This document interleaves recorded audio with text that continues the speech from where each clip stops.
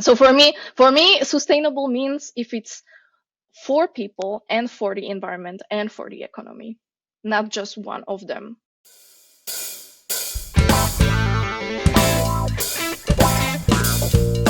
Hi, and welcome to our next episode of The Dish. My name is Mark, I'm your host, and Kaitlyn is my co host. Hey, Kaitlyn. Hi.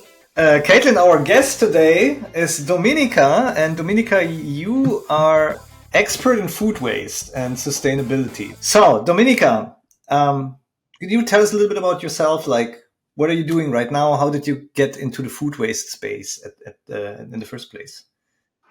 Right now, I'm a postdoctoral researcher in the Technical University Delft in the Netherlands. But in the food waste, I got during my PhD. So during my master studies in Denmark, I come across algae and food waste in my lectures, and it was something interesting for me. And I got lucky that I got a PhD in food waste because it was part of the big European project that wanted to contribute to how to decrease any kind of bio waste. And I really love the topic. I think that's the most important thing for me, that it was something that I really found interesting from the beginning. So it kind of stayed with me. And that's how also what researcher means, that you write papers and you try to talk with other scientists about how to solve the issues. And food waste was actually quite easy to talk about and easy to write about. I mean, it was complex, but it was easy because it just brings everything to the Right. table, like all the environmental issues, technical issues, ethical issues, social issues. So it's a very interesting topic. Yeah, and people, I would imagine people would care about food waste too, like at least. Yeah, and it's easy to talk to. Yeah. Yeah, it's easy to talk to anyone when you talk about food Yeah. waste. So my understanding is also that you also teach a class or two classes. I don't know, what are the classes on? Well, during my PhD, I mostly had guest Mhm. lectures when they needed something on food waste. I also was part of Inforces and Essence. Those were like initiatives for small startups that had to deal with food waste. So then that was also a teaching. Here I was teaching sustainability for some project management construction projects because I'm in the geosciences faculty. And I was also part of the teaching team in Sustainable Mhm. Cities course, which is a master course at Delft. Mhm. Mhm. So it's a bigger module with many teachers, not just me, but I'm responsible for the part in sustainability for the cities. So sustainability is like a keyword here too. It's becoming. I feel like always Yes. America is a little bit behind what's happening in Europe in on that realm at least, you know. So and but it has been a keyword here for a while now. And what do you teach in your sustainability class? So what's sustainability to you? Because I have this discussion with a lot of people. Not you're not the only one. So Yeah. but everyone has a different answer to that at the moment. Yeah, that's I think that's a tricky thing, that sustainability doesn't have any definition. So it's not like you can say, oh, if you do A, B, C, D, then everything is Hmm. sustainable. That's it. But for me, and I recently wrote a blog about it for Erasmus University, I think sustainability has first of all become a buzzword.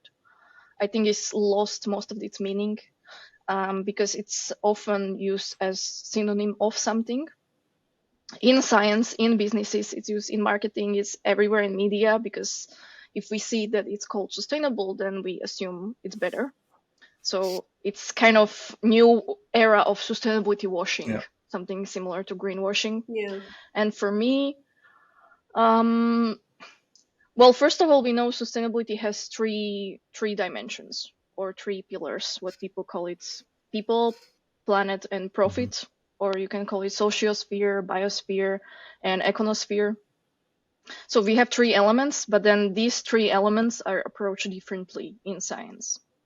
And what I come across, and then I invite anyone to Google that, or because there are very, very short articles on that you don't need to read all the science, but there are two approaches, and that is weak sustainability and strong sustainability. And I don't know if you ever heard about that. No, I did not. Like, No? yeah. So I think So yeah, I think I came across it, and every time I ask it, no one heard about. Like very rarely, someone says, "Oh yeah, I know what it is."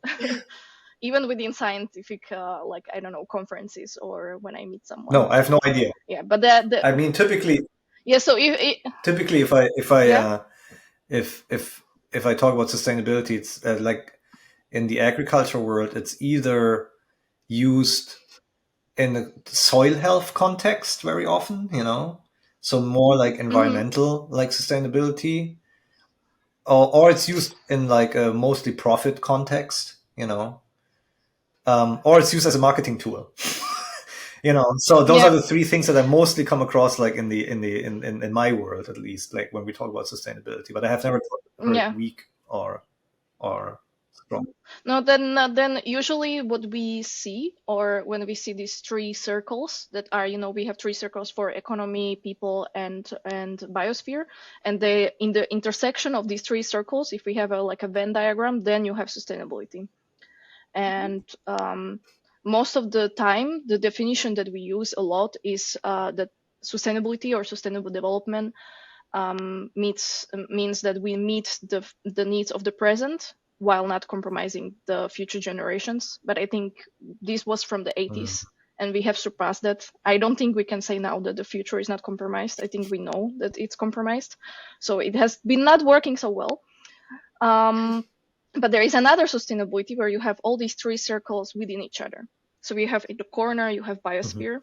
Then within that circle, you have social sphere. And then within that circle, in the middle, you have econosphere, you have economy.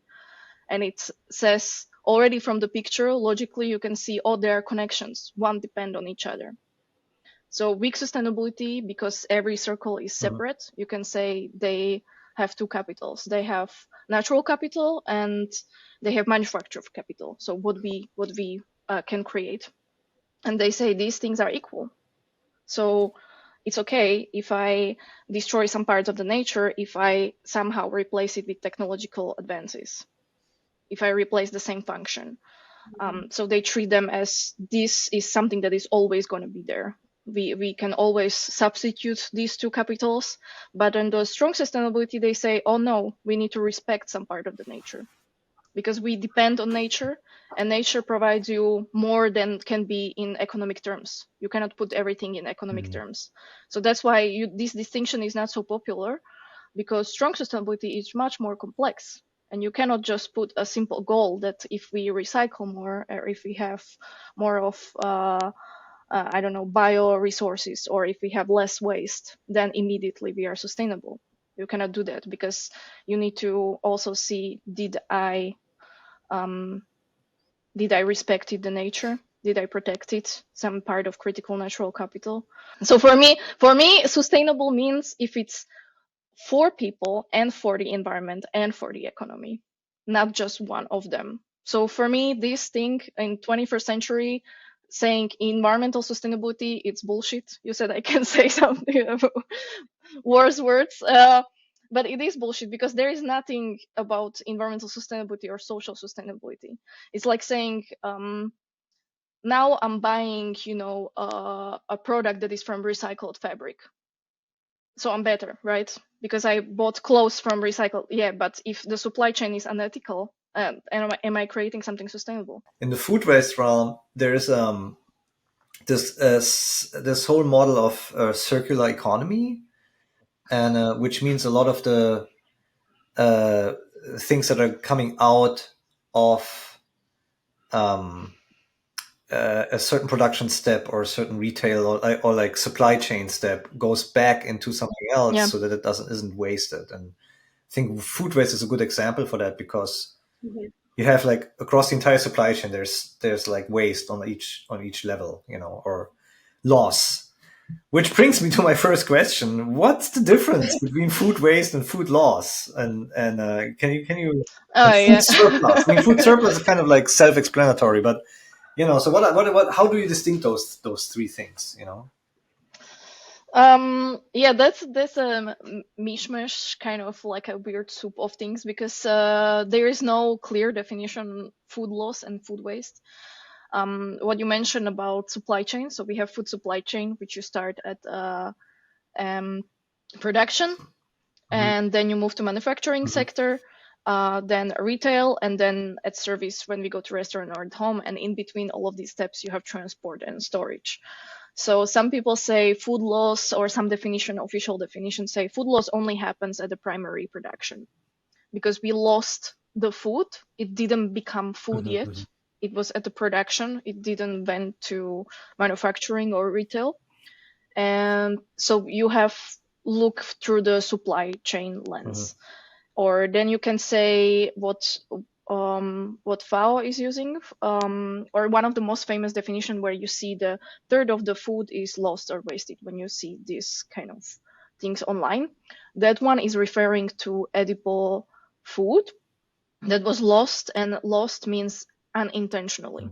So, like for example, if I think of, oh, I lost apple, or I wasted an apple. mhm. If I lost it, it was not my Right. fault. And if I waste it, then the food waste means it was intentional, and loss is intentional. But then you come to more questions, because who reports this data? Scientists, business Yeah. owners, farmers. Then what is intentional, what is not intentional? Yeah. Like Yeah. how will we define these things? And some distinguish this is inedible and this is edible. So food waste is more of the edible parts, and loss is inedible parts. Like you have all of these like mixes. So what very often occurs is that you just address it together. You just say food loss and waste. And then it's like You say sum it together, to sum. because it's very hard to say, like some it's very hard to say which one of these you would say that it's loss or waste. Right. And to, yes, keep the argument, you just address it together. Mhm, mhm, mhm. Yeah. Yeah. Well, that's it. That is not my opinion, but it is what happens. Yeah. Yeah, I think it's difficult to define food waste, just because there's so many things that can go wrong. Or I was going to say go wrong in the way to getting to a person, but I guess that would be food Yeah. loss, if I understood it correctly. If something were to happen and it were outside a person's fault, that's food loss. So, Yeah, it depends on the definition. And some European institutions or food loss and waste protocol, then they would say any part of the food is food waste. Mhm. okay. For me, it's also, I find it icky that we have this distinction that sometimes we count it as food waste or food loss when it's edible, and when it's inedible we don't. And then, because I'm trying to look at it from a, like, not only a scientific but like logical point of view, who decides on what is edible and inedible? Because right now, due to globalization, we have mix of cultures and ethnicities. Yeah. So even within one region, you can have completely different standards, or what happens in the household. And in general, we say, like, you can probably think of some examples. So like some people say peels are not edible.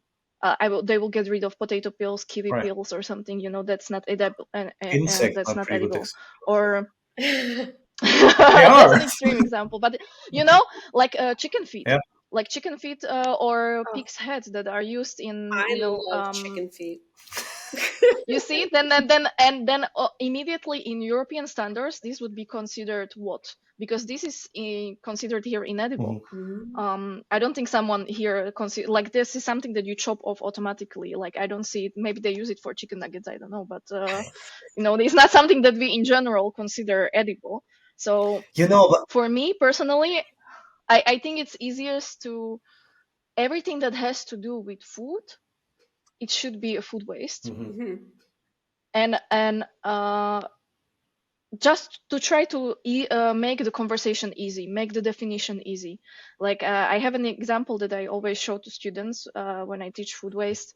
I give them this example of 7 bananas, and they are from each stage of the banana, from the green to the overripe Mhm. banana. And I ask them, which one of these is food waste? It's who it is to decide. Yeah. And some definition then will tell you that, oh, the green banana No. is Yeah. loss, and it's not a food waste because it happened at certain stage. But what if, sometimes you could get the green bananas and you transport them already, and then suddenly from 1 minute to next it becomes food waste. Yeah. Like who decided on that? I think that's extremely interesting, especially from a cultural standpoint, because my grandmother, she's from Ecuador, in South America, and her and her family and my mom, they use every part of an animal. They use it. And speaking about the bananas, plantains, even when that specific banana goes black, like they'll just put it on the grill and then they'll Yeah. eat it. So I find that extremely interesting. Mm. Yeah, especially like when you look at animals, like Hmm. animals can be eaten at any stage of their life. Like it doesn't matter when when they died or something happened to them earlier than they reach the marketable value that you cannot eat them. Hmm. Why they're like that? That's just my like also logical perspective on food waste. What it make, and also especially because I look at circular economy. Mhm. So I don't look what you also mentioned, Mark, that I don't look at what is food waste, try to solve this large question. But if we are trying to use the waste for the economy, aren't we making mess of things if we are deciding all of this inedible, edible, which Yeah. where it happens? For me, for circular economy, like if we look at corn or maize, Mm. I don't know how you say it, Corn or is, yeah. then corn, yeah, because corn syrup, yeah, now I know. But yeah, corn, like if it happens at the production and there are inedible parts, so we have the cob, we have the Mhm. leaves, then all of these I can use for something, Mhm. right? I don't need to waste it. I can use it for something. Then for me, every part of the food that is intended for human consumption, any inedible edible part at any stage is a food waste. Mhm. And then what is lost for me is that when it disappears. What I heard is like that especially on the consumer level. So on like what we eat, either in a restaurant or what we buy from a retailer, that a lot of loss is happening on a consumer level, at least in high GDP countries. So that's what I kind of like. That's my takeaway after the doing this show now for a little bit. So, and I Yeah, think that part to me is super concerning because that's, I mean, it seems to be in some crops. It really depends on like what kind of food item we're talking about, but they're like perishable food items, like yeah, like berries or like fruit or like vegetables or meat that has pretty high numbers on that particular consumer level that is not being eaten. And then on the other hand, we have people who would like to have like maybe even 2 blocks away from where that's happening, like in the same city, we have people who need the food who doesn't get the food, you know, and then other facilities just throw it away, bags of it, So that is where I feel like, since we talked about communication before, like how like knowledge yeah, transfer, that is like a critical part to me where I don't even understand why nobody's talking about this. This is so upsetting to me because we're like producing. yeah, We're on the other hand, we're putting so much resources and investor money into making production systems more efficient, producing more or like using less resources to produce more, and then we throw 40% of it away, you know. Hmm. yeah. I also see it as a problem because we got told so many times that there is not enough food on the Yeah. planet to feed the people. We Yeah. heard it so many times. There is a problem with overpopulation of people. Na na na na na. And some people can disagree with me because it also depends what science you read. But this is not necessarily true because you do have 800 million people, say, undernourished or starving. It depends on the definition. And then you have billions of tons that are of food that are thrown away. Yeah. So it's a matter of mismatch, and it's a matter of what you mentioned, perishability. So I think in any way to get inspired, we can look in the past, Mhm. what they did in the past. They fermented a lot of their food to survive winters. They preserved food in some way because foods are highly perishable items. And what's with this knowledge transfer, what happens is that we don't know, and that's the purpose also why I did my articles and my research and my PhD thesis, is that there is enough knowledge everywhere. We just don't know how to connect all this Mhm. knowledge. We already know what to do with the food, but we don't connect all of these solutions that we have. And we need to have many solutions, what we discussed in the beginning with the like different types of production of food and use of AI and technologies. You need to have also many solutions for food waste, because it's highly perishable, because from day to day, like, it becomes from edible to inedible because it starts to rot. Hmm. So you need to have a lot of solutions ready. People don't want to eat something that is labeled food waste. They feel it's degrading. Hmm. Even if they need that help, they don't want to go to that stores, because it feels degrading to eat waste. But they discovered if it's called food surplus, Hmm. because it is food surplus, it didn't become waste yet, then that's very important distinction. Because if you say, oh, I have some food, that was extra, do you want to take it home? Then you will be like, yeah, of course, free food, give me the cake. But if I tell you this is my waste, you don't want to take it. Yeah. Yeah. So these notions, like these discoveries, and those are like, years and years old. This is not something that came up last year. These are also important, to know what triggers people to eat it more, to use it more, Yeah. and to integrate it into law. Because then you have examples like in UK and France, where they, especially in France, they said any surplus food needs to be redistributed. Otherwise, you pay fines. Oh Oh, wow. So you need to take care of that. Yeah. Yeah. okay. Yeah. So that's like very different to here because I mean, uh, there's a lot of surplus food, especially in restaurants here. So um, the portions are very big. Normal people don't eat everything they get served. And then either they take it with them or Yeah. they don't. And if they don't take it with them, it's left over. There are a lot of buffet style restaurants that have leftovers every day. So when I was a student, I worked in a cinema at the popcorn. I sold popcorn, and and we threw bags away every night, like bags of popcorn because we couldn't take it home to give it to Yeah. anyone else. Yeah.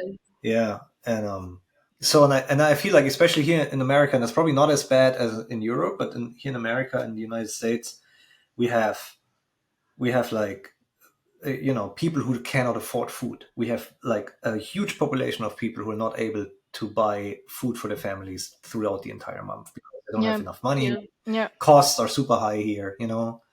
Wages are not, like it's okay, but people starve here. And then on the other hand, we have surplus food happening in the same, could be the same street, same city, same street, just 2 blocks away in a restaurant. And I don't understand why why there's not a policy in place or something that those two people just Yeah. talk to each other. I'm pretty sure the restaurant owner doesn't want to throw it away, and I'm pretty sure the person who like looks like would kind of have like to have some food. So that Yeah. policy piece. Yeah. That's what you mentioned, like with the rise of, like, if you have more money, then you feel like you can waste food Right. because you can just buy another. And if you don't have money, that's why they say with the rise of GDP, or the social standards, then there is more food waste. um, because they can afford to throw away the food. But if you don't have money, you try to use everything. Mhm. um, of everything, you try to get the most out of your money. And what I think is that, yeah, people don't want to eat waste. And the mismatch, if it become mandatory, or if there was any way that there are tools or there are supports where they can match these streams, like for example in Europe, I don't know if you also have that, we have app that is called Good to Go, or Too Good to Go. And that's for restaurants. By the end of the day, when they need to sell all the food within 1 hour, it just everything is half price or 70% off, or it depends on the restaurant. And you come. Yeah. And then the students, actually, it's very popular with students, where I lived in Denmark, or people who don't have a lot of money. Then you can just come and pick up that food by the end of the day. Or normal shops have for bread, but after 6, or I don't know what they say, after 6 they need to sell the food, so it's 30% cheaper, 50% cheaper, or something, like they make, because it's also for them. Here we have a lot of, you pay a lot of money for waste. So they want to have less waste, because then they also, yeah, they also pay less money. So that's why regulation instruments or some intervention from the government needs to be in place, because you don't know what to do. It's not like you will walk the street and say, do you need food, do you need food, do you need food? It's something needs to be in place. Our producer Alexa just informed me that we do have Too Good to Go in Raleigh, but it's not popular. So I don't. So no. So I'm wondering if it's like how it's marketed to people. I think it's also distance, because everything in America, as far as I understand, everything is wide. You need Mm, to drive mm, everywhere, Hmm. and our cities are very compact. So, like, you can very often pick these things up on the way from work, or you can just run somewhere for 20 minutes and back, and you have that. Like, you don't need to travel You would obviously not travel 1.5 hour to save 20% or 50% on the one Hmm. portion of food. mm, But we have everything compact. So I think that makes it easier. That's what means that localized solutions need to be considered in a different way. Like Good to Go maybe works in the big cities because people are around, like, I don't know, New York or yeah, something very very compact. But when you have cities that are wider, then it's automatically, why would you set up your business there Hmm. as such if it's not gonna yeah, work? yeah. Well, we do have a pretty good food bank ecosystem, though, at least where we are at here.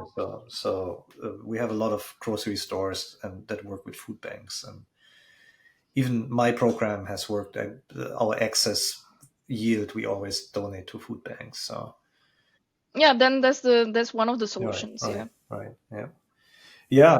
But that's then it comes to social studies also, to go to people and ask them, if I have these kind of solutions, what would be the most likely that you would use? Right, right. Yeah.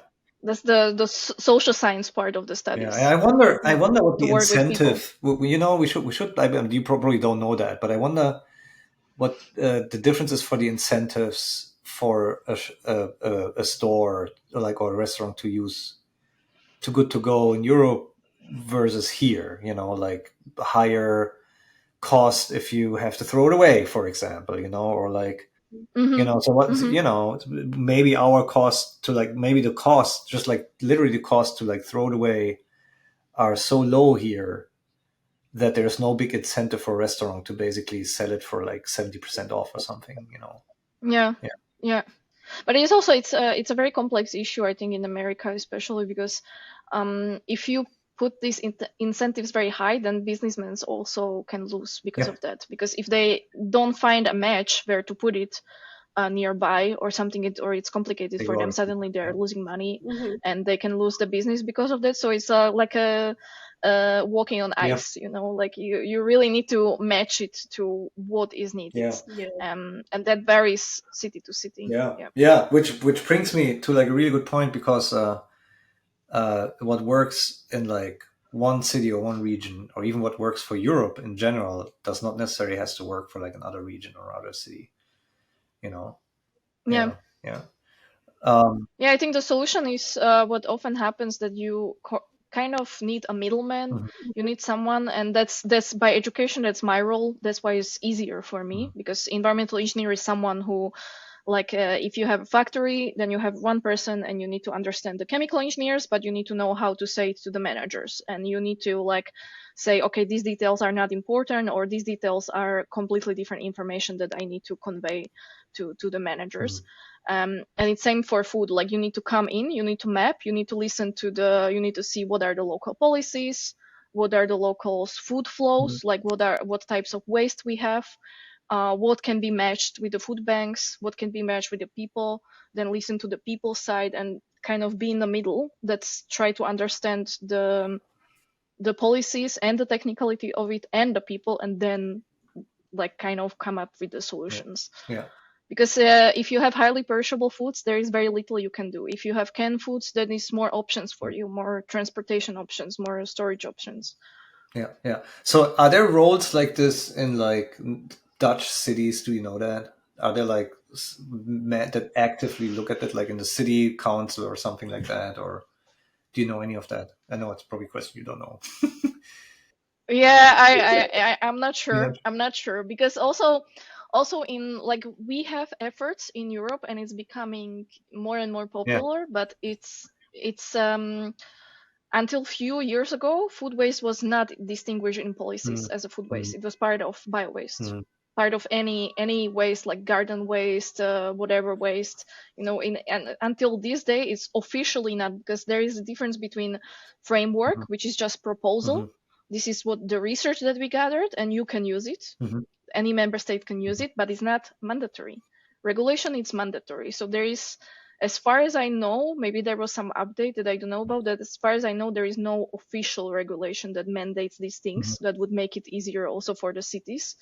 It's more like willing, like I'm willing to I'm do willing to that. do it. And then So yeah, some, yeah, yeah, yeah. yeah. So I don't know, but the best story that is told is UK, because UK managed I think 21% reduction at the retail and consumer Mhm. stage, and they managed that with very good information campaigns, Oh, so like just on the education. packaging and everywhere. Yeah, so education of the consumers and also at the Mhm. store. And this was like in a very short time. They already managed 21% reduction, which is That's huge. big. Yeah.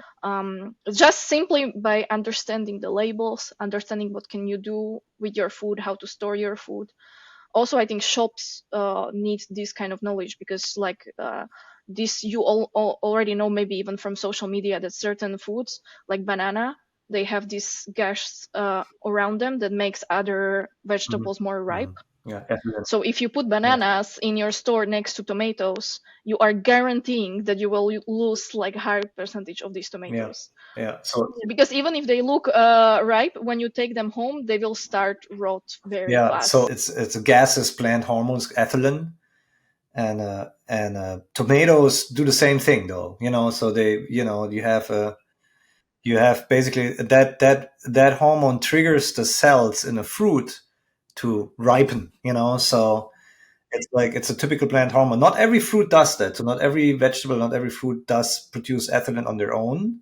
It's usually produced in other plant tissue, but bananas, tomatoes, they're very known. That's why you can ripen them. That's why you can pick them green and they ripen on their Yeah, own. put avocado next to it when you need Right. guacamole in the evening. Exactly. Yeah. So if you leave something else next to like a tomato or a banana, then that is ripened with the banana, or because it's a gaseous hormone that then it's it's like in the sphere of that fruit, and then everything else will ripen or rot next to that as well.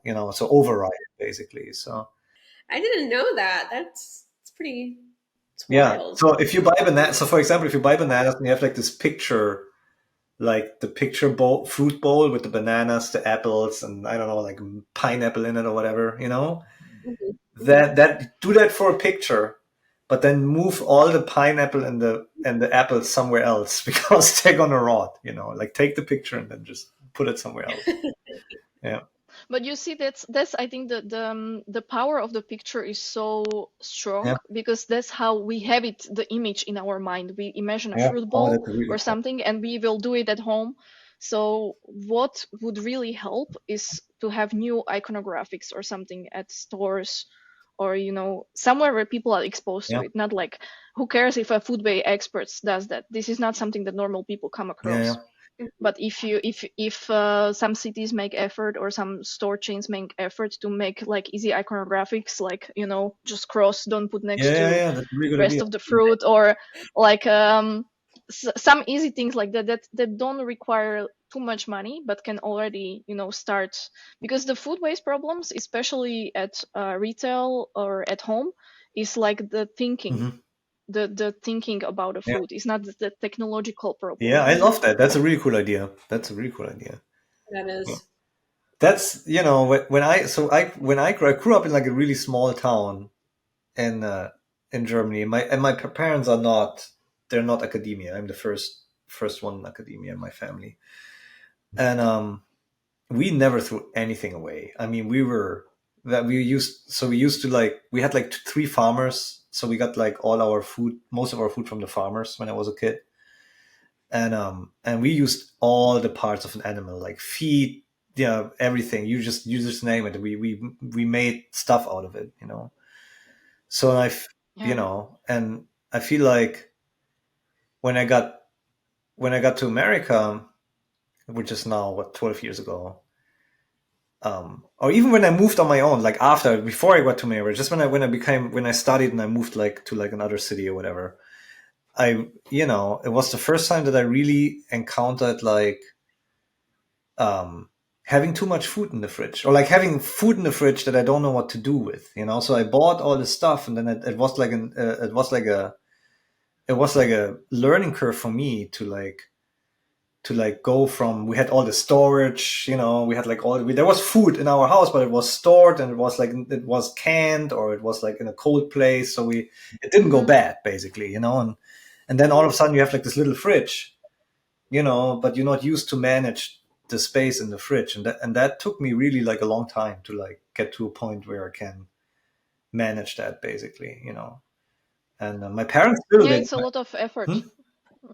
Yeah, It's a lot of it takes effort a lot of to effort. It make. is a lot of effort, you know. And but my parents still they still throw hardly something away, you know. They're still very good at not throwing anything away, you know. So I wonder how you know, I wonder how we lost that in like just one generation. You know, that's what I'm like. Fine, I just don't understand, because I know That's used to be, everything was eaten. There was nothing being thrown away. If something, we had like a compost pile in the back of the house for like eggshells and like stuff like that. You know, but that's it. You know.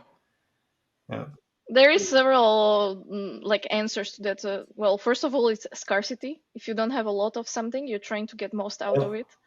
And I think second is also emotional connection to something. If you know when it's coming from, there is a value in it for you, Mhm. so you're trying to preserve it. I will use all of this food, I will use all of this animal, because my father's family are also hunters, and they would help to we would get free sausages because my granny would spice it with her own spice mixture, or like you need to know how to do that, Mhm. or they would help with the killing or something. But they would use everything because it had value. This was from my neighbor, this was something that we killed, this is something that we had to use. But right now everything is available, that's the thing, that we don't respect the cycle of the nature anymore. This is not like, oh, avocados are good in a certain time. Well, if you live, here Mhm. and not somewhere where they grow all the Mhm. time.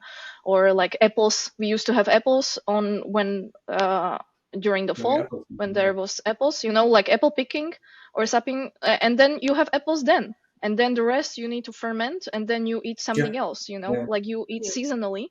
But right now we want everything when we want it, and exactly at the time, and we just want to go to shop, and when they don't have it we are angry. Now I wanted guacamole and I wanted this and they don't have that, and we are not respecting what was there anymore. Mhm. We lost the touch with the actual food production. That's why I think also farmers have a lot more pressure to deliver everything, because we have the demand. So if we change the demand that we eat seasonally, then there is also less pressure and better value in production. But we lost touch with that, and we have that in Europe. What you say, I didn't grow up in a small town, but I have these values. I think it's maybe not every European country, but we mostly eat whole foods. Mhm. We don't eat highly processed Yeah. diet. Like I would say, most of the countries in Europe have pretty good diet standards when I compare it to America, Mhm. because we just eat vegetables and rice and pasta vegetables or something. Like Mhm. you eat whole foods. So we always ask three questions at the end, like one of three questions. So you can pick one of the three questions. Is we call it the Mythbuster, that's one question, or the Hmm. superpower, or the itchy toe. So like the Mythbuster is usually if there's any myth or misconception that you people really need to know about. And then with the superpower is the question is, if you have one superpower and you can only use it one time, what would you change? You know, and then the itchy toe is if we forgot to ask you something but you want to get it out. So and you only can pick one. Which one are you going to use? Well, I will combine the first and the third then. The first and the third. Like, Okay, let's do it. yeah, something what is meat and something that we didn't get to. is that maybe I a little bit touch upon it, but it's that sustainability is not necessarily more expensive. That's what I hear a lot from people Mm. and from my students. That's like engraved in a lot of brains, but sustainability is can actually be cheaper, because if you don't waste your food, you don't waste your money, for example. Or if you Yeah. optimize how you work at home, and have less waste, you also save money on that. So, and this also comes from industrial, because people think, oh, sustainable materials are automatically more sustainable, so we need to have more budget. No, no, no, that's not true. I would say, for me, more important is knowledge. Go back to the past and learn from the older generations. Learn Yeah. how people actually did things, because it worked. It Yeah. worked, and it might actually save you a lot of money. Is there any way people can reach you? Like, do you want to like get out? Like, do you have like some social media or like something that people can follow you or whatever or anything? Yeah, LinkedIn. I have a research guide, but that's for academic. Right. But then all of my papers there, like anything I do, you can get, even if it's not there. You can ask me, and I will just send you my research. Also LinkedIn, and my email, Dominika Teigeserova at gmail.com. And I'm also trying to prepare right now ebooks for planetary sustainability and for circularity of food waste, like simple, comprehensive with visuals, for people to translate the science to what we can actually do, and how things are connected in very easy terms. So that will be coming up in the few months. Yeah. Cool. Well, thank you so much. This was really awesome. Yeah. Thank you.